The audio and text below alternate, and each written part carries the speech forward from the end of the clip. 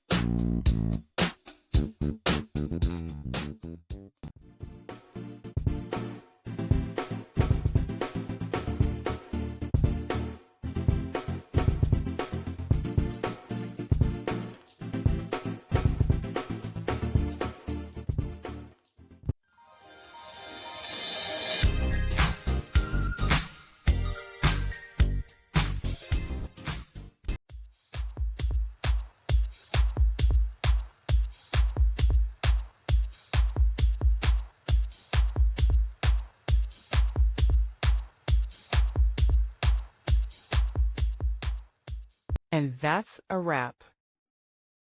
I hope you found the answer you were looking for. If you did, take a second to hit that subscribe button. It really helps out. And let me know in the comments which solution worked best for you. See you next time in the debug zone.